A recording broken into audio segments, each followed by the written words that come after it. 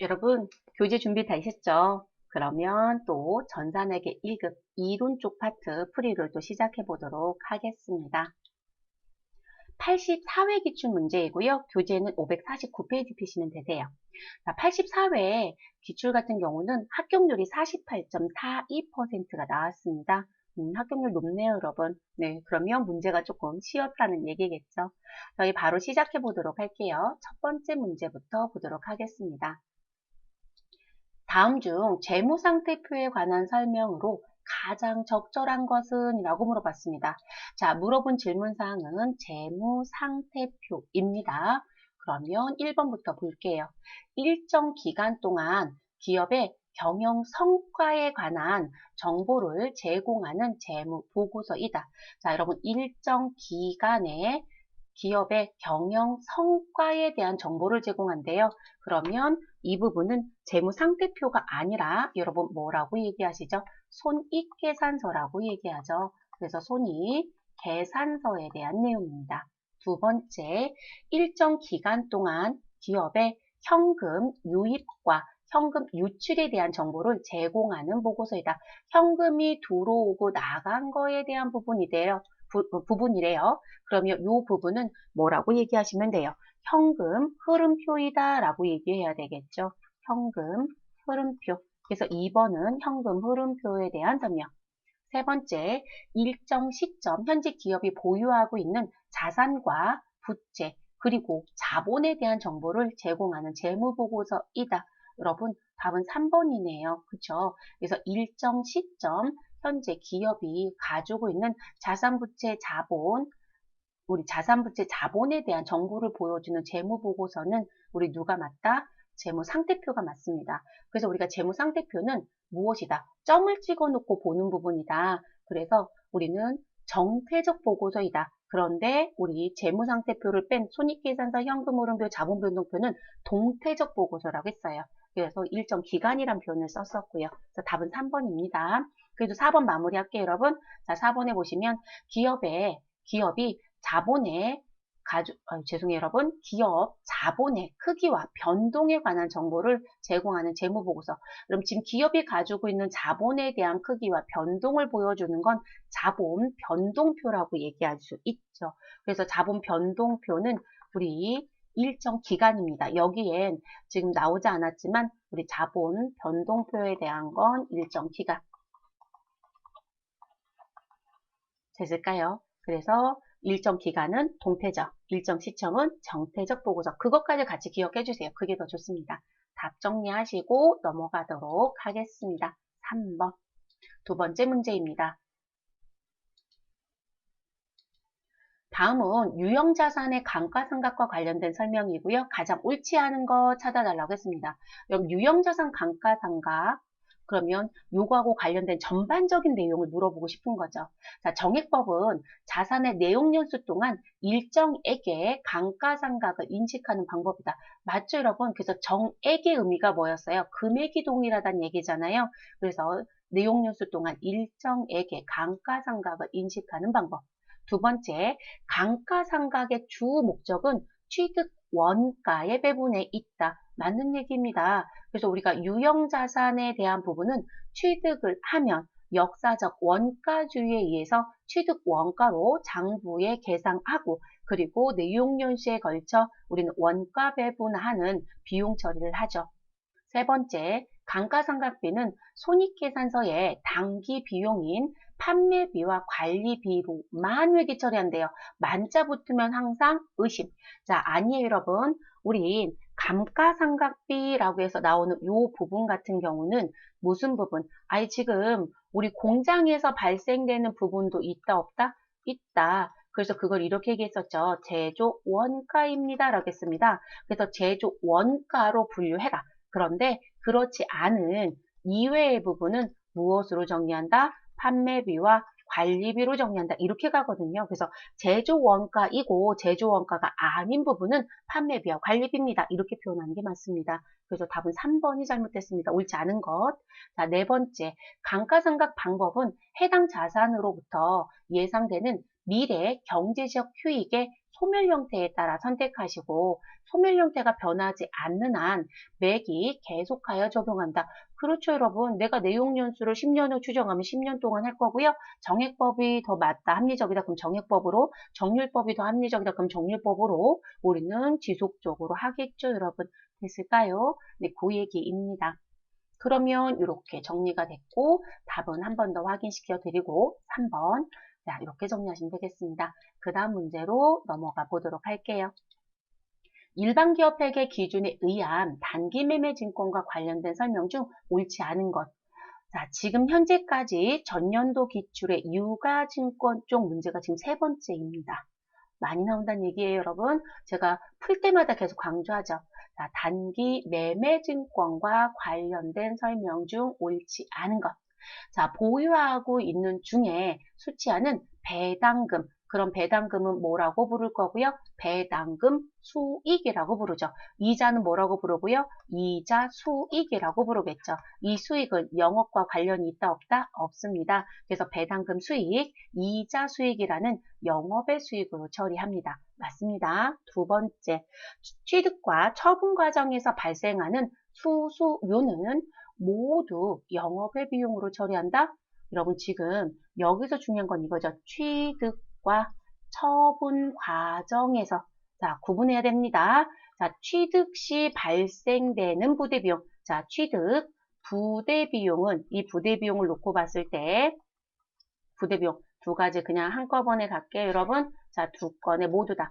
자, 이 취득과 처분에서 발생되는 부대비용, 수수료라고 나왔지만 수수료 말고 딴 게 있을 수도 있으니까요. 이 부대비용은 구분합니다. 자, 그럼 나는 취득 시점이에요. 그러면 비용 처리합니다. 자, 그 비용의 계정 과목은 무엇이다? 수수료 비용 처리하죠.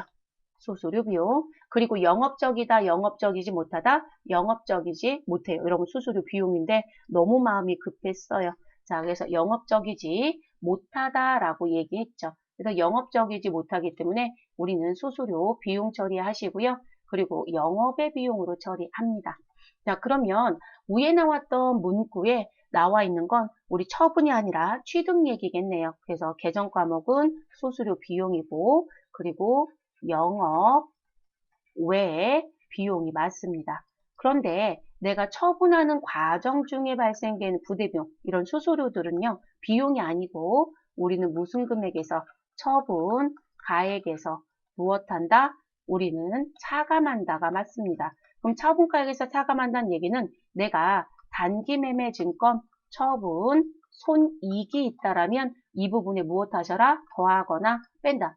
아니, 우리 처분 손익에 무엇한다? 우리 차감한다고 했으니까 우리 지금 현재 이익이면 이익을 깎아먹고요. 손실이면 손실이 더 증가할 거예요. 그래서 가감한다고 표현을 하는 게 맞습니다. 그래서 지금 취득과 처분 과정에서 발생하는 이런 부대 비용이 똑같은 의미로 움직이지 않습니다. 그래서 답은 2번이 잘못됐습니다. 세 번째, 결산 시점의 취득 원가보다 공정 가치가 무엇하게 되면 하락하게 되면 자, 지금 취득 원가라는 건 일종의 회계 처리가 끝나기 때문에 장부가액이다라고 표현할 건데요. 그 장부가액보다 공정 가치가 하락했다라고 합니다. 그러면 장부가액이 더 크다는 얘기가 되죠. 그렇게 되면 우리는 단기 매매증권 평가 손실이라고 하는 무슨 계정? 영업의 비용 계정으로 처리하게 됩니다.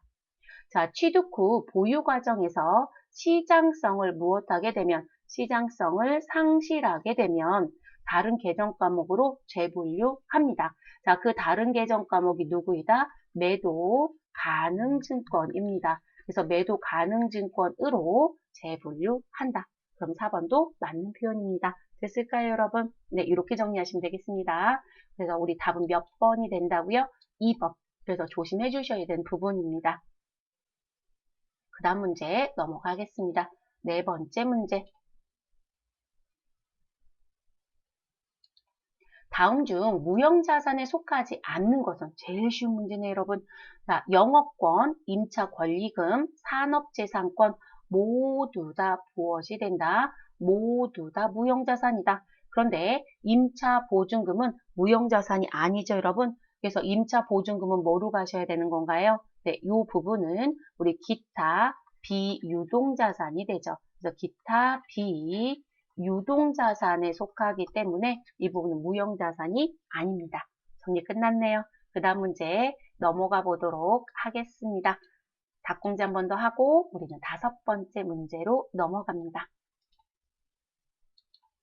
다음은 퇴직급여 충당부채와 결산정리 사항이다. 2020년 말 재무상태표에 계상할 퇴직급여 충당부채와 손익계산서에 인식되는 퇴직급여는 얼마입니까? 라고 물어봅니다. 자, 물어본 요건 2개입니다. 하나는 재무상태표에 계상되는 퇴직급여 충당부채, 하나는 손익계산서에 인식되는 퇴직급여. 그러니까 손익계산서는 비용을 물어보는 거고요. 재무상태표는 부채를 물어보는 겁니다. 자, 그걸 물어보는 부분이에요. 그러면 지금 이 부분에서 여러분이 봐주실 건 재무상태표에 계상되는 퇴직급여 충당부채이다라고 하게 되면 이 부분은 퇴직급여 추계액이 그 금액이 되는 거고요. 퇴직급여 추계액. 자, 그래서 퇴직급여 추계액이 일반적으로 들어오는 거고, 자, 손익계산서에 인식되는 퇴직급여는 우리 결산과 관련된 내용이다 라고 하신다면 이 부분은 우리 설정액이 손익계산서에 인식되는 부분이다. 최소한 요거는 인식을 하고 문제를 푸시는 게 좋겠습니다. 그렇게 나오는 부분이고요. 자, 퇴직급여 충당부채라고 하는 부채에 대한 개정 과목의 T개정 약식을 봤더니 우리는 1월 1일 전기요월된 200만 원이 있다. 자, 요 200만 원은 우리 언제 2019년도에 우리 가지고 오는 거겠죠. 2019년도 기말에 결산에 의해서 확정된 게 금년도로 넘어오면 전기 2월이 되죠. 그리고 부채의 전기 2월은 대변이 여러분, 자산의 전기 2월은 차변인 거고요. 자, 그리고 7월 15일 날 현금 100만 원이 지금 나갔다는 표현이 있습니다. 그럼 이런 분계를 추정해 보면 이렇게 정리가 되는 거죠. 그래서 우리는 차변에 누가 들어오고 퇴직급여, 충당, 부채가 들어오고 대변에 현금이라는 부분에 대한 걸 전개한 거란 말이에요. 그럼 이 현금 100만 원은 무슨 얘기가 된다? 아, 퇴직금을 지급했구나. 그래서 이 부분은 퇴직금 지급에 대한 분계 내용이 전개된 거라고 보시면 돼요. 그러면 내가 갖고 있었던 퇴직급여 충당부채에서 200만 원이 있는데 그 금액에서 100만 원을 사용했으니까 퇴직급여 충당부채 이 부분에 대한 잔액은 얼마만 남겨져 있다? 100만 원만 남겨져 있는 상황이라는 것도 여러분 유추가 가능하죠. 자, 2020년도 말 현재 전 종업원이 일시에 퇴직할 경우 지급해야 될 퇴직금은 400만 원이다. 자, 우리 일정한 시점을 주고 모든 종업원이 일시에 퇴직한다라고 해서 나오는 요 부분에 대한 요 금액을 우리가 다른 말로 뭐라고 한다고요? 퇴직급여 추계액이라고 부른다는 거죠. 그래서 퇴직급여 추계액은 현재 400만 원이다 라고 했습니다. 그러면 이 퇴직급여 추계액이라고 얘기하는 400만 원이 재무상태표에 계상되는 금액이에요. 그러면 우리 일단 400만 원인 게 답이 돼야 되니까 600이라는 얘기는 들어올 수 없겠죠. 미리 결론을 내면 됐을까요?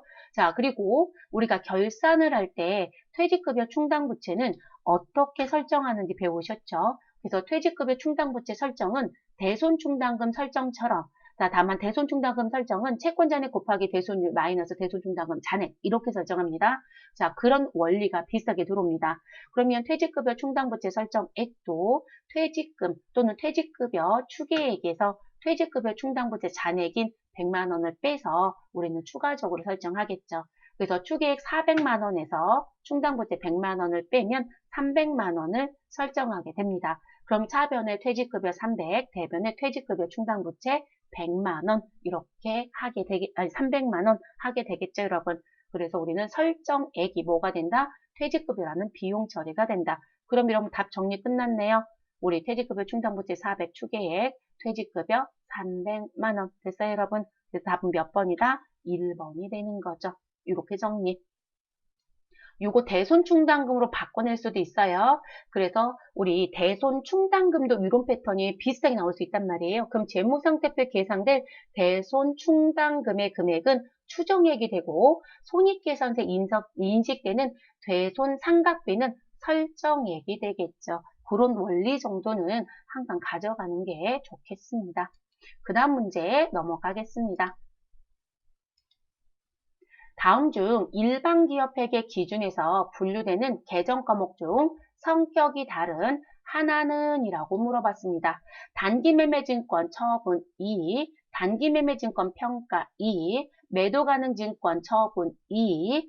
자, 그러면 지금 여기 나와전요 요 세 개는 모두 다 손익계산서에 들어가는 영업의 수익입니다. 그런데 자기주식 처분 이익은 손익계산서가 아니라 재무 상태표에 들어가는 무엇이 된다? 자본이 됩니다. 그러면 성격이 다른 하나는 4번이 되죠. 그러니까 결론적으로 이런 얘기 여러분, 이익이라든지 또는 계정 과목 뒤에 손실, 그래서 무슨 이익, 무슨 손실 이런 게 있잖아요. 근데 이 부분이 이익과 손실이라는 글씨가 붙어 있다라고 해서 모두 다 손익계산서 계정은 아니에요. 그래서 이제 그런 거 구분하는 문제를 내고 싶었던 거예요. 그래서 답은 몇 번이 된다? 4번이 되는 거죠. 그래서 답은 4번입니다. 됐을까요? 7번째 문제 넘어가도록 하겠습니다. 다음 자료를 이용하여 매출 총이익을 계산하면 얼마인가? 이런 패턴 문제 지금 벌써 3번째예요, 여러분. 매출 원가 계산하는 거 2문제, 매출 총이익 계산하는 거 또 1문제. 그래서 패턴이 비슷비슷하게 계속 나오네요. 자, 매출 총이익 계산하러 가시죠. 자, 매출 총이익을 계산하려면 계산 공식이 기억이 나야 되겠죠. 정 기억이 안 나면 누구라도 열어라. 손익계산서라도 빨리 여세요. 그래서 빨리 계산하실 것. 자, 총 매출액부터 기초상품 재고액까지 나와져 있습니다. 자, 저희는 순차적으로 계산을 해보도록 하겠습니다. 제일 먼저 여러분, 우리 매출 총이익은 어떻게 계산하시죠? 자, 그것부터 정리를 해본다라고 하면 매출 총이익은 순 매출액에서 매출 원가를 빼서 계산이 됩니다. 그럼 순 매출액이 얼마이고 매출 원가가 얼마인지 알아야 계산이 되겠죠. 자, 순 매출액은 총 매출액에서 매출 애누리, 매출 한일, 매출 환입이 있으면 무엇한다? 빼야죠. 그러면 지금 총 매출액이라고 했던 요 금액 50만 원에서 매출 애누리가 있었습니다. 5천 원 빼주시라는 얘기고 그리고 우리는 매출과 관련된 또 뭐가 있더라? 할인이 있네요. 그럼 2만 원도 빼주셔야 되겠죠. 자, 여기다 하나 더 추가한다라면 누구도 들어올 수 있다? 우리는 매출과 관련된 환입도 들어올 수 있다. 지금은 환입은 없어요, 여러분. 자, 그럼 50만 원에서 5천 원과 2만 원을 빼주시면 47만 5천 원이 나오게 됩니다. 그럼 요 47만 5천 원은 요 자리에 가지고 내려오는 거겠죠. 자, 매출 원가입니다. 매출 원가는 기초상품 재고액에 순매입액을 더하고 기말상품 재고액을 빼시면 됩니다. 자, 그러면 기말상품 재고액 11만 원이 있고, 자, 그리고 기초상품 재고액 10만 원이 있습니다.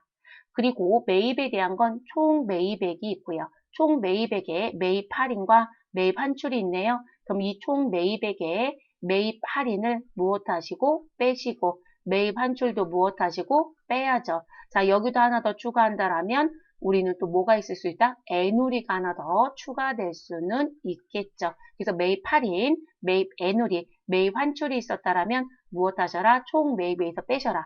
그럼 기초상품 재고액 10만 원에 우리 총 매입액 20만 원. 자, 그 20만 원에 매입 할인과 매입 환출 각각 5천 원을 빼면 얼마가 된다? 19만 원이 되네요.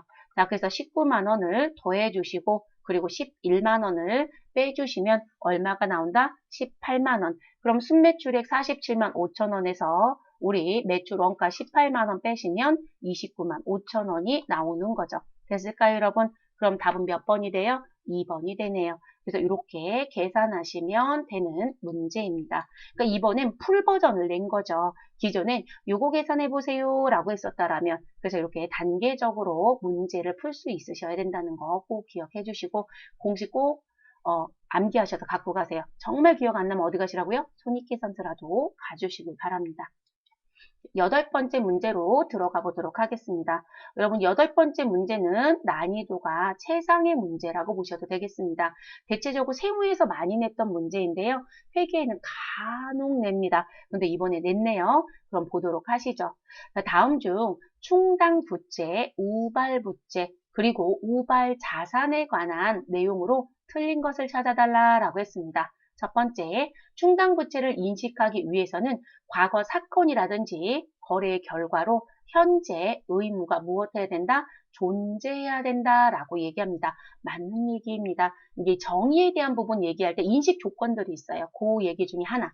자, 그리고 두 번째, 충당부채를 인식하기 위해서는 당의 의무를 이행하기 위하여 자원의 유출, 이제 돈이 나갈 가능성이겠죠. 그래서 유출될 가능성이 매우 높고요, 여러분. 매우 높고, 그냥 높고가 아니에요. 매우 높고, 그리고 그 의무 이행에 소요되는 금액에 대해서 무엇할 수 있어야 된다? 신뢰성 있게 추정할 수 있어야 됩니다. 얼마인지 모르는데 회계 처리 어떻게 해요, 여러분?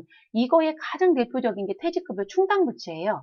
퇴직급여 충당부채는 12월 31일 모든 종업원이 그만둡니다. 라는 가정에 의해서 퇴직급여 추계액을 산출하지 못하면 퇴직급여 충당부채를 설정할 수 있다, 없다? 없어요, 여러분. 그러니까 금액을 신뢰성 있게, 그리고 언제 그만두는지 몰라도 종업원이 그만두면 난 퇴직금을 줘야 되잖아요. 그러니까 자원이 유출될 가능성은 매우 높은 거예요. 거의 확정적이죠. 금액이 조금 바뀔 수는 있어도요. 왜냐면 근속요소는 누적적으로 쌓일 거니까요. 자, 2번 맞는 표현입니다. 세 번째, 우발 자산은 자산으로 인식하지 않습니다. 네, 자산으로 인식하지 않고요. 자원의 유입 가능성이 혹여라도 매우 높다라고 하면 이런 경우에만 무슨 기재? 주석 기재하게 되어 있습니다. 그래서 여러분 우발 자산은 있지만 우리 충당 자산이라는 표현을 쓰지 않아요. 그래서 우발 자산은요. 지금 여기 기재되어 있는 자산으로 인식하지 않는데 자원의 유입 가능성이 매우 높은 경우에만 우리는 주석으로 기재해서 공시만 하고요. 우리 재무 상태표에 절대로 자산으로 들어오지는 않습니다. 그리고 이게 자산으로 들어온다라고 하게 되면 언제 들어올 수 있냐면 이 부분이 실질적으로 실현이 되면 실현됐다는 얘기는 수익이 실현돼서 돈이 들어올 것이다 라고 되면 그때만 자산으로 회계 처리할 수 있어요. 그래서 그런 경우가 아니면 주석 기재합니다. 그리고 유익 가능성이 매우 높다란 부분에 결점이 생기면 아 이거 충족 못했어요 라고 하면 주석 기재도 안 하게 됩니다. 네 번째, 우발 부채도 통장 부채와 동일하게 재무상태표의 부채로 인식한다? 아니에요, 여러분. 충당 부채만 재무상태표의 부채로 인식하는 거고요. 충당 부채만. 그리고 우발 부채는 무엇으로 간다? 우리 우발 자산하고 똑같습니다. 유입 가능성, 아니, 유출 가능성이겠죠? 유출 가능성이 매우 높다라는 부분이 충족이 되면 우리는 무슨 공시? 주석 공시하게 됩니다. 그래서 이렇게 정리가 되어야 합니다. 그럼 답은 몇 번이 잘못된 거예요, 여러분? 4번이 잘못됐네요. 4번. 이것도 기억은 좀 하셔야 될 것 같아요. 근데 추세가 조금 내고자 하는 경향들이 생기면요. 계속 내고 싶어요. 그리고 변별력에 대한 걸 항상 시험이 끝나면 봅니다. 그런데 우리가 대부분 조금 어렵다라는 문제에 대해서 많이 틀리면 한동안은 지속적으로 내려고 하는 경향들도 없잖아 있습니다. 9번째 문제로 넘어가도록 하겠습니다. 다음 중 제조원가 명세서에 당기제품 제조 원가에 영향을 미치지 않는 거래. 여러분 제조원가 명세서라고 나오게 되면 이 부분은 무슨 얘기가 되는 걸까요? 우리 원가 쪽에 해당되는 부분에 대한 내용이 모여져 있는 표를 말하는 거고요. 그 부분에 당기제품 제조 원가라고 하는 건 가장 마지막에 등장하는 부분이죠. 자, 거기에 영향을 미치지 않는 거니까 결론적으로는 손익계산서에 들어가는 내용들을 찾아주시면 돼요. 이런 문제가 나왔을 땐 여러분. 자, 그러면 1번부터 4번까지 내용을 좀 볼게요. 자, 당기에 투입된 원재료를 과대 계상하였다. 아, 여러분, 우리 원재료가 과대 계상이 되면 투입된 거잖아요, 여러분. 그러면 이 부분은 뭐가 되냐면 차변에 원재료비라는 게 나와야 되거든요. 그리고 대변에는 창고에 있었던 원재료가 감소되는 거예요. 근데 이게 과대 계상이 됐다는 거예요. 그러면 원재료비가 과대 계상되니까 당기 제품 제조 원가도 뭐가 된다? 증가하겠죠. 문제 되는 거고요. 자, 공장 직원의 복리후생비를 과대 계상했대요. 그러면 차변에 우리 누구요? 복리, 후생비. 그런데 우리가 프로그래밍 넣을 때 500번대 제조원가 넣잖아요. 그럼 이것도 과대 계상됐다고 했으니까 당기 제품 제조원가가 증가하겠죠. 자, 당기에 기말 제공품을 과대 계상했다. 자, 당기 제품 제조 원가를 계산하는 공식을 간단하게 써본다라면 내가 가지고 있었던 기초 제공품에 당기에 투입된 당기 총 제조 원가라는 게 있죠. 이를 더하고 누구를 뺀다? 기말 제공품을 빼는 거거든요, 여러분. 자, 그러면 지금 이 기말 제공품이 무엇 되어 있다? 과대계상이 되어 있으면 당기제품 제조 원가가 무엇 될 것이다? 과소계상이 되겠죠. 당연히 영향 주네요. 자, 네 번째, 기초 제품을 과대계상했다. 제품입니다. 여러분, 제품과 관련된 부분, 우리 제품에 대한 기초이든 기말이든 자, 모두 다 이 부분 어디에서 파악할 수 있는 정보라고 봐야 된다? 손익계산서에서 영향을 받는 부분이죠. 그래서 손익계산서에 가면 우리 제품 매출 원가는 기초제품 재고액에 단기제품 제조 원가를 가져가서 우리 기말제품 재고액을 빼서 매출 원가가 나와요. 그렇기 때문에 우리 기초 제품이라든지 기말 제품에 대한 건 손익계산서에서 영향을 받게 됩니다. 그래서 답은 몇 번이 된다? 4번이 되는 거죠. 됐을까요, 여러분? 자, 그 다음 10번째 문제로 넘어가 보도록 하겠습니다. 원가 계산의 일반 원칙에 대한 설명으로 틀린 것은 그럼 여기서 물어본 건 원가 계산 쪽 문제이네요. 원가 계산. 첫 번째, 제조 원가는 일정한 제품의 생산량과 관련시켜 집계하고 계산한다. 그렇죠, 여러분. 우리가 만드는데 얼마 들어갔어요? 라는 게 제조 원가잖아요. 그러면 실제 내가 지금 생산한 양에 따라서 원가는 달라질 수 있는 거기 때문에 제품의 생산량과 관련해서 집계하는 게 맞습니다. 두 번째, 제조 원가는 신뢰할 수 있는 객관적인 자료와 증거에 의해서 계산한다. 그죠? 신뢰할 수 있다는 얘기는 내가 금액이 얼마 들어갔고 이런 부분의 얘기잖아요. 그래서 직접적으로 추정이 가능하면 직접비로 그리고 직접적인 추정이 어려우면 우리는 제조 간접비로 모아서 무엇할 것이다? 원가 배분을 할 거니까요. 그거에 대한 우리 객관적인 자료라든지 증거는 당연히 가지고 있어야 되는 게 맞습니다. 세 번째, 제조 원가는 직접 원가와 판매비와 관리비를 더한 것을 말한다? 아니죠, 여러분. 우리 제조 원가입니다. 라고 해서 나오는 이 부분은 어떻게 갖고 가셔야 돼요? 제조 원가라고 해서 나오는 이 부분은 우리 이렇게 얘기하죠. 직접 원가 부분에 직접 원가. 그럼 직접 원가 반복 한번 해볼까요? 직접 원가는 직접 누순금액, 재료비. 그리고 또 뭐 있죠, 여러분? 우리 직접 노무비가 있다고 얘기하죠. 직접 노무비. 직접 제조 경비도 있는데요. 발생 빈도가 없어요, 여러분. 그래서 우리가 대부분 원가를 배울 때 처음에는 직접 제조 경비도 있을 수 있어요라고 하지만 뒤로 가면 그 얘기 거의 거론 안 해요. 안 나오기 때문에 그렇습니다. 그래서 직접 재료비와 직접 노무비인 직접 원가에 공통적으로 같이 쓰는 제조 간접비의 무엇이다? 합이에요. 그러니까 여기 판매비와 관리비를 더한 건 아니라는 거죠. 답은 3번이 잘못됐네요.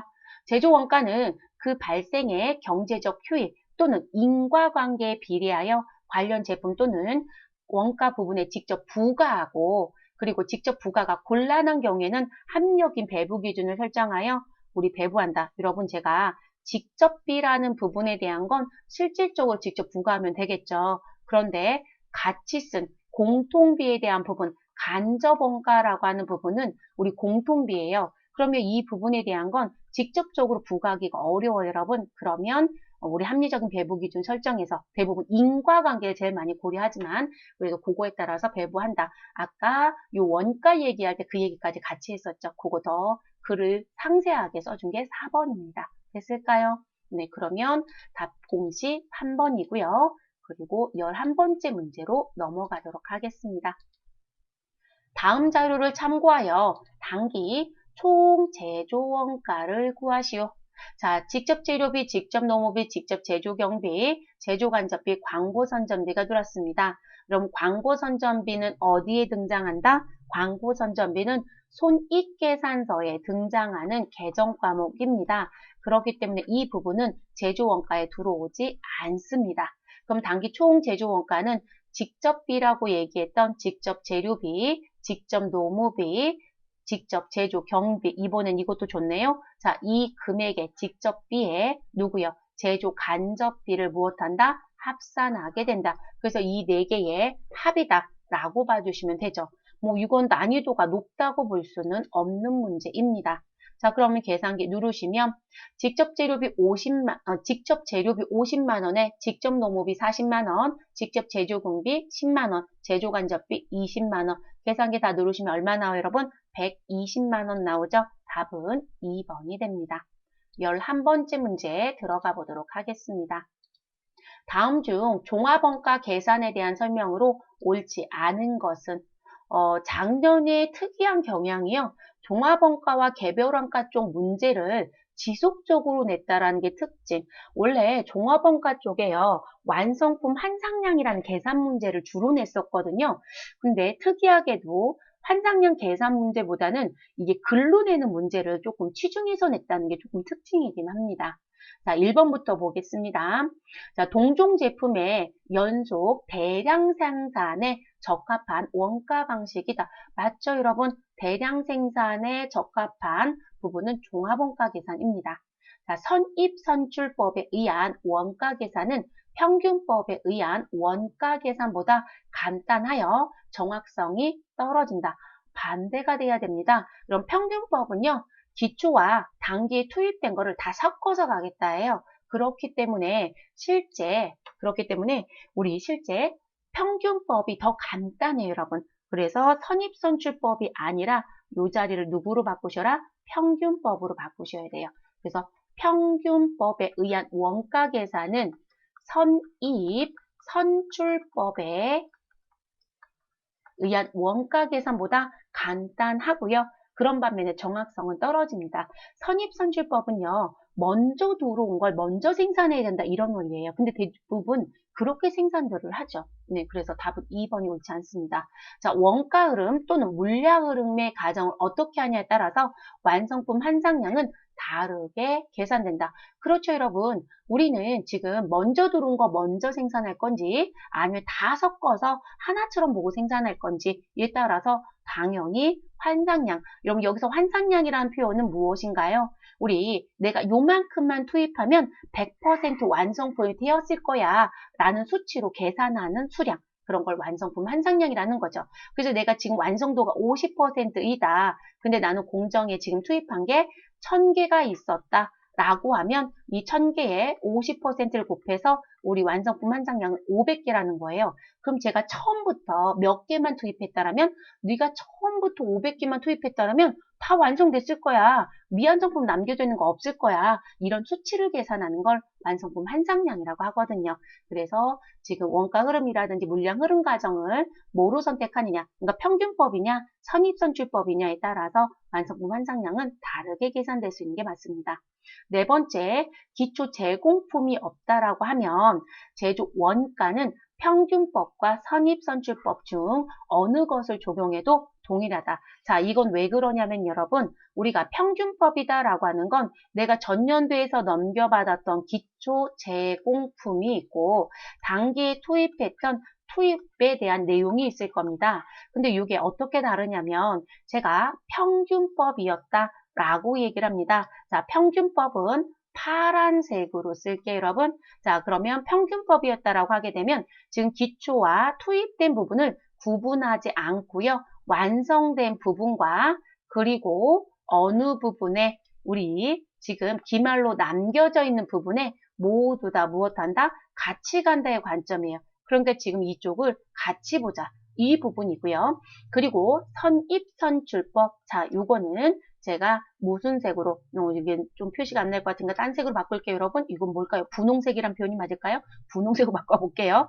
그런데 선입선출법은요, 이런 의미예요. 지금 여기 완성품을 놓고 봤을 때, 우리 기초는 무조건 먼저 완성해라. 그러니까 얘가 1번인 거예요.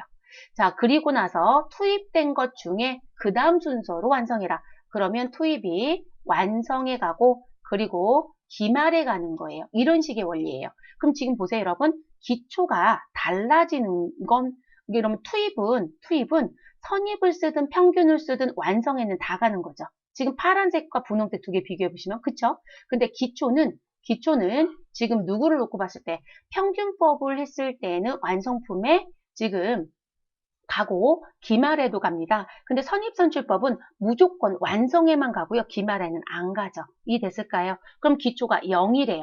자, 0이라고 하면 우리는 무슨 부분만 가지고 투입된 거, 이 투입된 것만 가지고 무엇한다? 완성에 보내고 기말에 보내고란 얘기가 되니까 기초가 0이면 실질적으로 무슨 부분? 기초 제공품이 없다라고 하면 원가 계산은 평균을 쓰든 선입선출을 쓰든 똑같아지는 거예요. 네, 그걸 얘기하는 부분입니다. 그래서 맞는 표현입니다. 그래서 기초제공품이 0인데 완성품 한상량 계산하라는 문제를 냈는데 아니 평균법인지 선입선출법인지 얘기가 없어요. 어떤 걸 쓰든 똑같으니까 아예 글귀를 안 준 거예요, 여러분. 문제에 하자는 없다는 얘기예요. 네, 그런 계산 문제도 내는 출제위원이 있습니다. 자, 그 내용이고요. 그래서 우리 12번의 답은 몇 번이 옳지 않은 것이다? 2번이 옳지 않은 것이다. 자, 13번 문제 넘어가도록 하겠습니다. 다음 자료에서 세금 계산서에 필요적 기재사항이 아닌 것은 자, 여러분 세금 계산서의 필요적 기재사항은 무조건 기억하시는 게 좋죠. 최근 들어서 이 문제가 1년에 뭐 2번 이상 또는 회계에서도 내고 세무에서도 내고 자주 내고 있네요. 네, 내주면 좋습니다. 왜냐하면 고정답입니다. 자, 세금 계산서 필요적 기재사항은 공급하는 사업자의 등록번호, 상호, 성명, 그리고 공급받는 자의 등록번호, 이 등록번호는 사업자 등록번호를 말하는 거고요. 그리고 작성 연월일, 공급 연월일이 아니에요. 그리고 공급가액과 부가가치세 이 네 가지만 필요적 기재사항입니다. 그러면 기재사항이 아닌 거니까 여러분 답은 몇 번이 된다? 1번 공급 연월에는 해당 사항이 없습니다. 됐을까요, 여러분? 네, 이렇게 하고 끝내시면 됩니다. 자, 그 다음 14번째 문제 들어가 보도록 하겠습니다. 다음 중 재화의 공급 시기로 옳지 않은 것은 여러분 재화의 공급 시기라고 하는 부분은 언제 물건을 팔았는지를 결정해서 그게 부가가치세 신고하는 과세기간에 들어가는 결정이 되고요. 그리고 그 공급 시기에 맞춰서 우리 금액도 확정이 되기 때문에 매우 중요한 부분입니다. 첫 번째 부분부터 보도록 하겠습니다. 첫 번째가 답이어서 여러분 제가 눈으로 보니까 1번이 답이에요. 자, 저는 4번부터 갈게요, 여러분. 자, 반환조건부 판매. 반환조건부라는 건 여러분 우리 일정 기간에 판매가 이루어지고 나서 일정 기간 내에 반환할 수 있는 기간을 주는 겁니다. 그걸 반환조건부라고 얘기합니다. 동의조건부는 지금 상대편이 내가 물건을 팔고 아, 네, 저희 이거 살게요 라고 하는 일종의 그런 동의의 조건이 나오는 부분. 자, 그러면 그 부분 그리고 이외에 조건부 판매가 있다라고 하시면 그 조건이 무엇되거나 성취되거나 또는 기간 명기가 되어 있다라면 그 기한이 지나야 무엇된다? 판매가 확정된다. 자, 그러니까 요 시기를 공급 시기로 본다는 얘기예요. 맞습니다. 세 번째, 재화의 공급으로 보는 가공. 여러분, 가공은 재화의 공급으로 볼 수도 있고요. 용역의 공급으로 볼 수도 있습니다. 재화의 공급이라고 하는 건 내가 주요 자재가 있는데요. 주요 자재에 대한 부담을 무엇하지 않는다. 전혀 하지 않는다. 전혀 하지 않고요. 내가 뭔가를 만들어 달라고 했을 때 라고 하는 부분들을 가지고 얘기해요. 그래서 주요 자재 부담을 했느냐 안 했느냐에 대한 부분. 그러면 주요 자재 부담에 대한 부분을 지금 전혀 안 했다. 그러면 재화의 공급이 되고요. 아이고 죄송해요 여러분. 지금 판매하는 거니까 주요 자재 부담을 우리 지금 했다. 라고 하면 재화의 공급이 되고요. 근데 용역의 공급은 우리 주요 자재 부담을 전혀 하지 않았다. 우리 매출자 입장이니까. 그럼 결론적으로 이거예요. 재화였을 때 내가 곰돌이 인형을 공급했다. 이렇게 되는 거예요. 아예 곰돌이 인형을 만들어서 그러면 재화의 공급이에요. 근데 제가 곰돌이 인형을 가져다 주는데 저는 가공인만 받는데요. 소위 말해서 저는 외주 가공비에 대한 것만 저희가 돈을 받아요. 이 돈을 수령하는 거예요.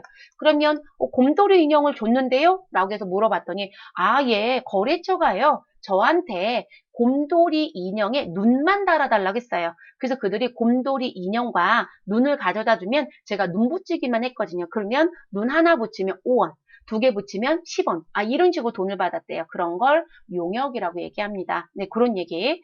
자, 그러면 재화의 공급으로 보는 가공의 경우는 가공된 재화를 무엇 받으며 인도하게 되면 우리는 무엇한다? 매출로 봐라. 라고 얘기합니다. 네. 자, 현금 판매라든지 외상 판매는 대표적인 실질 공급을 얘기하고요. 그러면 이 부분은 인도되거나 그들이 이용하게 되면 우리는 공급한 것으로 본다라고 얘기합니다. 1번 상품권 등을 현금으로 판매하고 그 후 상품권이 현물과 교환되는 경우는 우리 상품권을 판매하는 때를 공급 시기로 보는 게 아니라 상품권이 현물과 교환되는 때를 공급 시기로 보게 되어 있습니다. 그래서 지금 문구가 잘못된 거죠. 그래서 답은 몇 번이 된다? 1번이 올바르지 않은 표현이 되겠습니다. 됐을까요, 여러분? 그래서 1번. 그 다음 문제로 넘어가도록 하겠습니다. 다음 중 부가가치세법상 과세표준에 포함되는 항목은, 여러분 과세표준이라는 건 공급가액을 얘기하는데 그 공급가액에 포함되는 부분도 있고 포함되지 않는 부분도 있고 과세표준에 벌써 포함되어 있는데 빼면 안 되는 부분이 있다. 이렇게 세 가지로 나눠서 갑니다. 자, 첫 번째, 공급받는 자에게 도달하기 전에 무엇되었다? 파손되거나 훼손되거나 멸실한 재화의 가액. 자, 이 부분은 무엇하는 게 맞다? 빼야죠, 여러분. 제가 물건을 납품하는 과정 중에요. 교통사고로 인해서 물건이 모두 다 파손됐대요. 근데 저희 거래처한테 돈 주세요라고 얘기하실 수 있어요? 말도 안 되죠, 여러분. 그래서 이 부분은 우리 과세표준에 무엇하면 안 된다? 포함하면 안 된다. 라고 봐야 합니다. 포함된 항목이 아니라는 거예요. 자, 그리고 환입되었다. 이러면 환입됐다는 건 뭘까요? 나갔던 물건이 반품되었다. 이거를 매출 환입이라고 하죠. 그럼 이 부분도 과세표준에 포함한다. 우리는 제외시킨다? 제외시켜야 되겠죠. 그래서 포함하지 않습니다, 여러분. 제외시켜 주시면 되겠습니다. 제가 X로 표시하는 건 제외하라는 표현입니다. 세 번째, 재화 또는 용역의 공급과 직접 관련된 국고보조금과 공공보조금. 자, 요거는 재무회계에서도 배우시는 건데요. 제가 기계를 1억에 구입을 하는데 국가에서 2천만 원 지원을 했대요. 근데 기계장치를 구입하는 거와 관련된 국고보조금이에요. 그러면 관련된 국고보조금은 제가 거래처한테 세금계산서를 받을 때 내가 준 돈 8천만 원만 받는 게 아니고요. 1억이라는 세금계산서를 받게 되어 있습니다. 그래서 직접 관련된 국고보조금, 공공보조금은 우리 과세표준에 포함하는 거고요. 관련되지 않은 건 포함하지 않는다고 얘기합니다. 그러면 포함된 항목 물어봤으니까 답은 3번이 됩니다. 네 번째, 공급에 대한 대가를 약정기일 전에 받았다는 이유로 사업자가 당초에 공급가액에서 무엇 해준 거? 할인해 준 금액. 이러면 이걸 다른 말로 뭐라고 하죠? 매출 할인. 자, 그럼 매출 할인은 과세표준에 포함한다? 포함하지 않는다?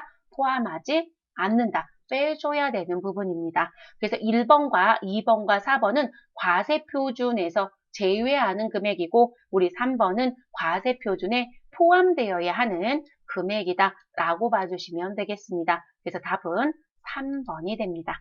자, 이렇게 해서 여러분 우리 84회 기출문제도 마무리가 됐습니다. 근데 여러분 지금 보시면 알겠지만 문제가 어려웠나요? 아니에요. 제가 볼 때는 합격률이 높았던 이유가 이론 문제가 매우 쉬웠네요. 다른 회랑 비교해 봤을 때 매우 쉬운 문제로 또 출제를 해줬습니다.